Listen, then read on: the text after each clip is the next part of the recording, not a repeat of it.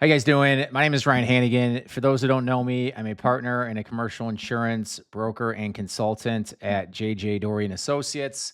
I primarily work with the construction and trucking industry, also do some manufacturing and real estate, but primarily companies with large vehicle fleets doing heavier construction, companies where, well, every company experience mod is a priority, but I recently was with a large client of mine. They have about 4 or 5 companies under one umbrella.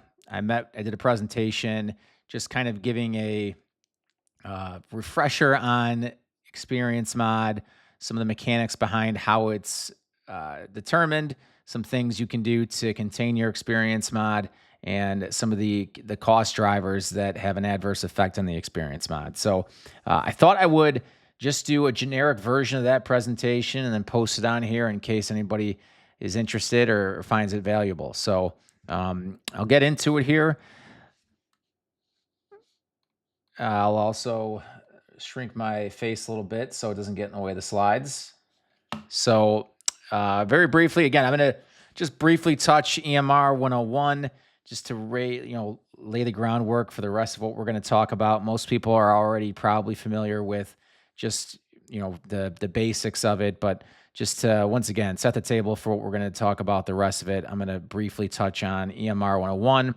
Then we're going to dive inside the formula, talk about a little bit of the factors that go into it.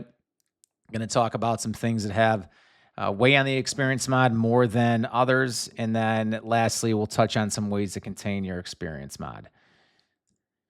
So what is an experience modification rate? Your EMR compares your loss experience to what's expected for your business, your size, and your industry.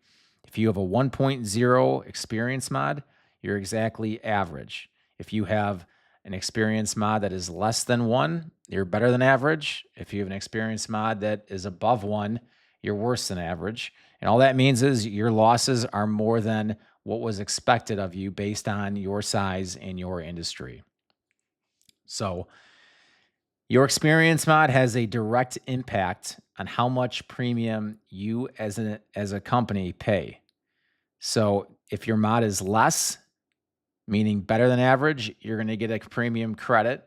If your mod is worse than expected, higher than 1, you're going to get a debit on your policy. So the lower your mod, the better. In this situation, let's say you have a 0.90 mod, you're going to get a 10% credit applied to your account.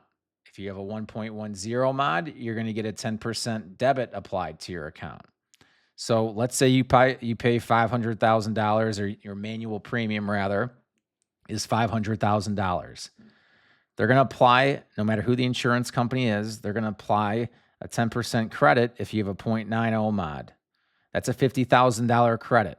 On the flip side, if you have a 1.10 mod, they're going to apply a $50,000 debit. So in that situation, that's a $100,000 swing. So it is significant. And this is a direct impact on your bottom line, whatever your experience mod is.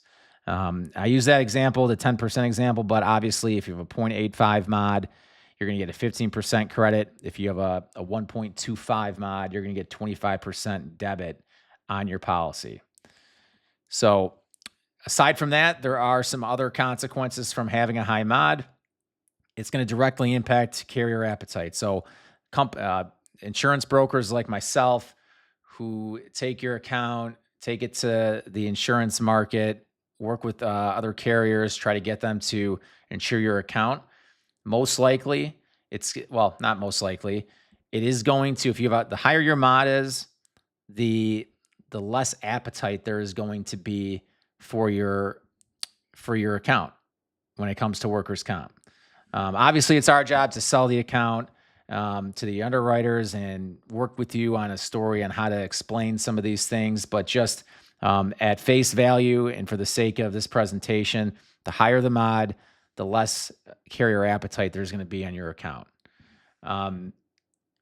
Contract and bid disqualification. So especially if you're in the construction industry, but it just isn't siloed to the construction industry. If you have a mod that is above 1, it could preclude you from even bidding on contracts. So a lot of if you're an employer, especially again if you're in the construction industry, the waste hauling business, any if you any really any touching any construction project, the general contractor or whoever's running that job is going to ask you for your workers for your experience mod. And again, if it's higher than one, it could preclude you from even bidding.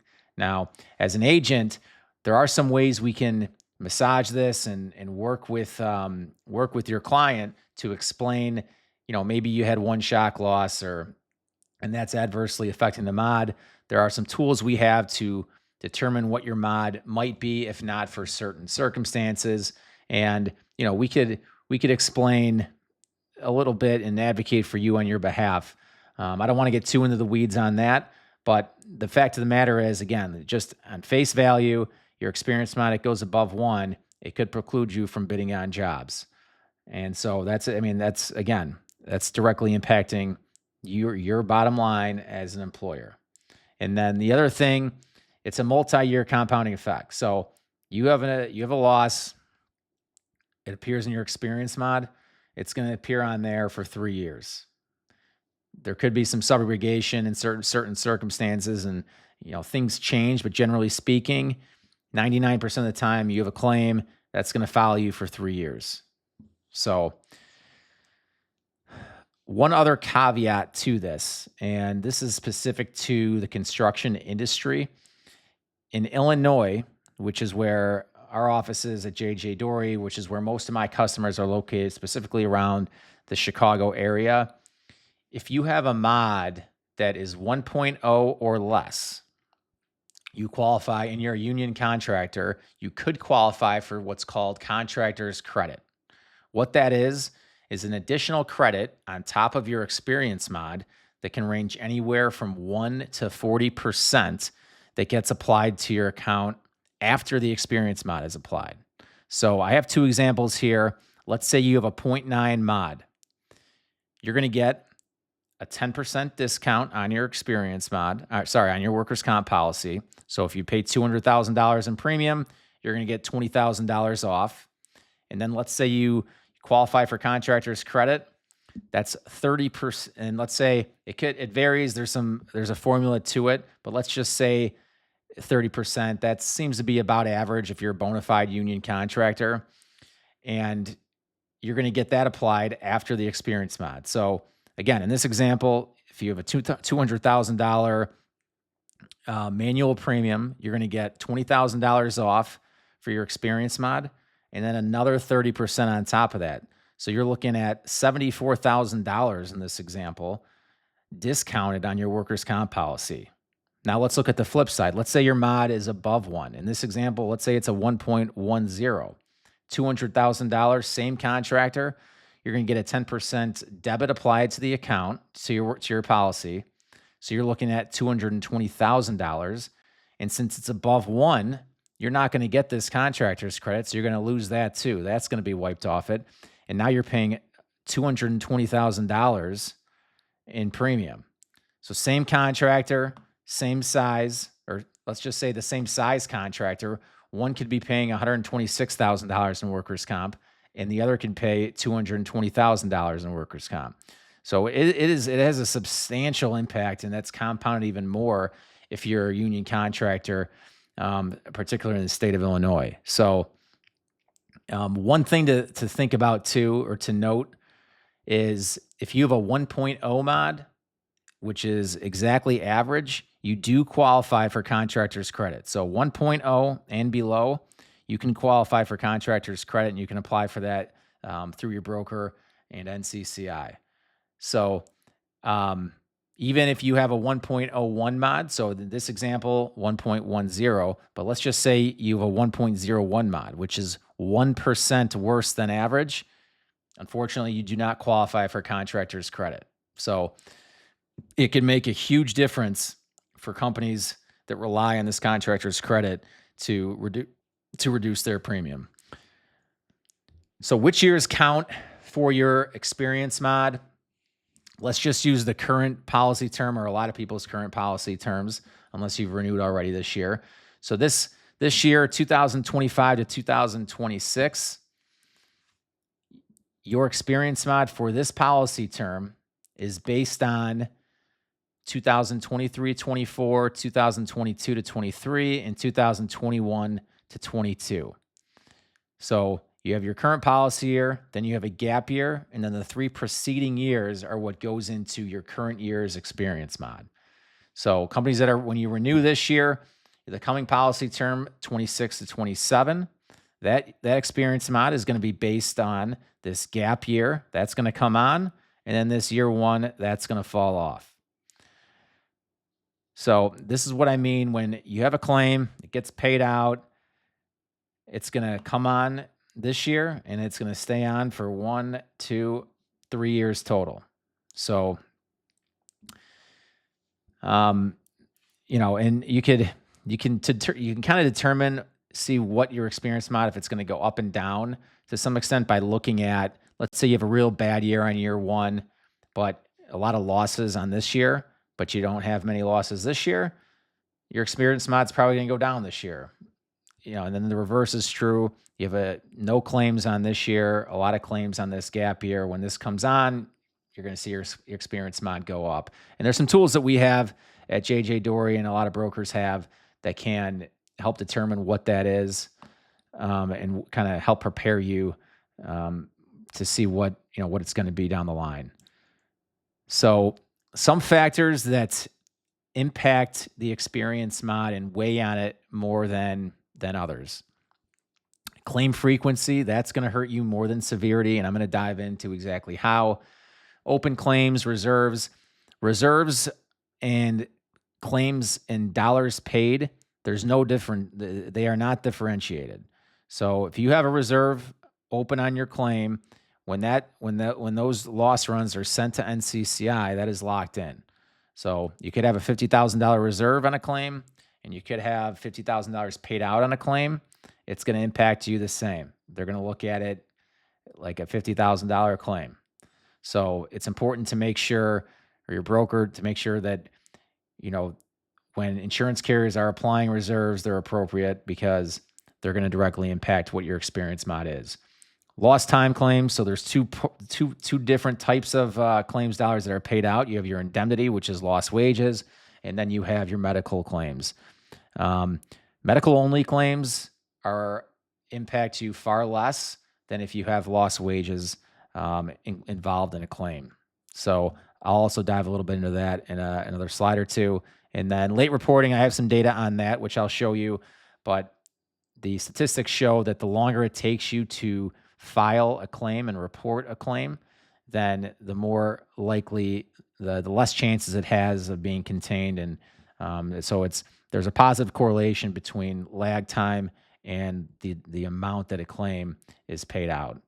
So frequency and severity, just touched on it. Again, frequency hurts you more than severity. And the whole idea is that if you have one claim, it could be a fluke. They don't want to punish employers for flukes and, one claim. Listen, accidents happen. It's not necessarily indicative of a larger safety culture problem.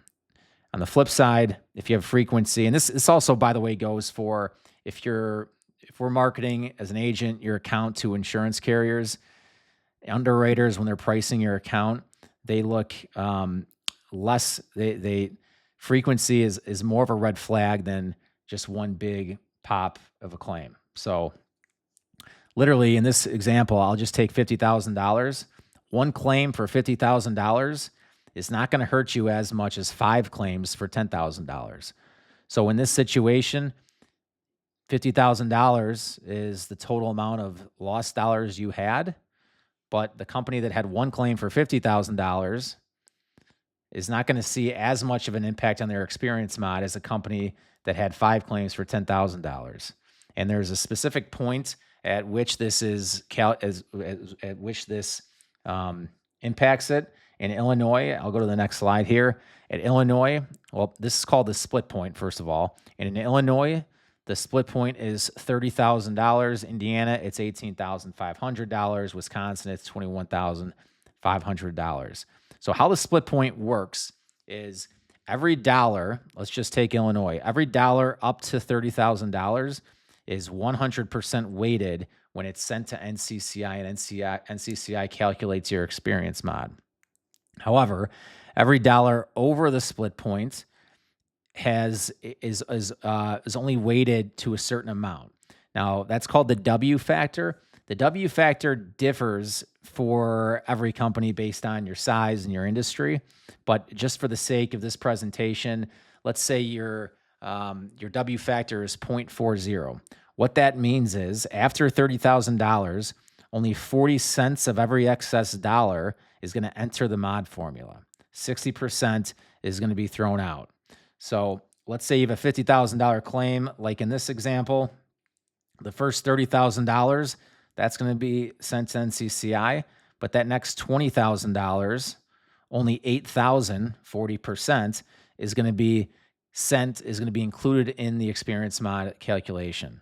So again, on the flip side, 5 claims for $10,000 each, that full $50,000 is going to be included in the experience mod calculation. So again, the idea is to not punish companies for having one freak accident or fluke of a claim. So that's the split point and how the W factor goes into everything. The other thing is medical only claims. Medical only claims save 70% on the dollar. So you have somebody who gets hurt, they go to the hospital, they don't miss any time from work. Only 30% of those claims costs are going to be included in the NCCI formula when they develop your experience mod. So $25,000 medical only claim, worker returns to light duty, no indemnity payments, only $7,500 are going to enter the claim. So it's pretty substantial. Now, once a claim does become partially an indemnity claim, indemnity dollars and medical dollars, they're not differentiated. So there's a couple schools of thought, and this kind of brings up light duty. There's a couple schools of thought. Some employers, they can't accommodate light duty, and they don't want to pay somebody to do something, to just basically sit in the office, especially if you're a skilled worker. And I understand that, but there is something to keeping claims dollars off your experience mod. And again, I understand the idea of not wanting to pay somebody, but there is some statistics, and one of the benefits of it is you can, especially if it's somebody that's used to working with their hands, you get them to sit in the office and just do clerical work. There's also some insurance carriers that are partnered with nonprofits. You could actually pay for them to go back to work at that nonprofit, and you're paying them, but those indemnity costs are not adding up on your loss runs, and they're not going to go into your experience mod. So one of the benefits of that is a lot of people do not like that type of work. So the theory is that if they're forced to do that work, and they do have to be approved for light duty by the doctor. But once they're approved, they can't refuse that work if you have light duty available to them and you're going to offer it to them. So, but I'm digressing a little bit, but the whole point is they might not want to do that work. And so magically, sometimes they start to heal faster and they're back at work, and doing their job, and the claim gets closed faster. So, again, there's two schools of thought. If you're in a high deductible program, like a lot of my customers are, or an alternative risk program, you're going to be paying those dollars. Let's say your deductible is $500,000 per claim.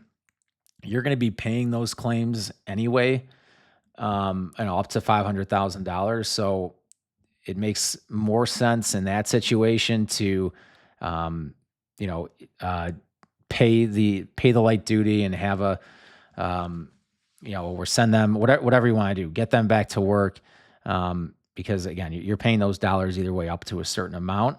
it's better to pay them and not have it affect your experience mod. So digressed a little bit there. But the whole point is that if you can get somebody back to work faster, the less impact it's going to have on your experience mod. If you can get a claim closed on medical only, then even better. It's only 30 cents in the dollar is going to impact you. So here's the late reporting slide, and these are some statistics that I pulled from NCCI and Liberty Mutual. And essentially, again, like I alluded to earlier, the longer it takes you, employers on average, the longer it takes them to report a claim, the higher cost that claim is going to be. I understand sometimes there's not only so much you can do. You might not, the employee might not, let you know, or it suddenly pops up where they claim something happened a month ago. Obviously, there's nothing you can do about that. But the whole idea here is to just report the claim as quickly as possible, and the more likely that the claim is going to be contained. The quicker you get that over the insurance carrier, the faster the adjuster reaches out to the injured worker, the less likely they're going to be, have any concern about being taken care of, and the less likely then they're going to hire an attorney. Which once attorneys get involved, it makes the claim go up even more. There's more expense costs and things like that. So quicker you can report a claim, the better. And that kind of leads me into the last slide here, which is just ways to contain your mod. Again, aside from reporting it as quickly as possible, return to work, light duty, I just touched base on that. Aggressively close open claims. As your broker, that's part of our job to make sure, again, as I talked about earlier, that reserves are appropriate and they're not inflated. Reduce claim frequency. Again, severity is not punished as much as frequency. Challenge questionable claims. This one's kind of a no-brainer. If you have a claim or a situation where you believe fraud might be involved, we'll work with you. We'll work with the insurance company to make sure that that's going to be fought vigorously. And then the last thing, class codes and payroll. At the end of the day, your payroll and your industry is going to go into how your experience mod is determined in addition to your losses. So it's important, and it happens more times than you might think, to just make sure that your class codes are correct and that the insurance company isn't misclassifying you and your employees rather in different class codes. So those are a few ways to contain your mod. Again, my name is Ryan Hannigan. I'm a partner and property and casualty insurance broker and consultant at JJ Dory. You have any follow-up questions? Happy to answer any questions you might have. There's my email. So hopefully this was helpful. Appreciate you watching, and hope everybody has a great day. Take care.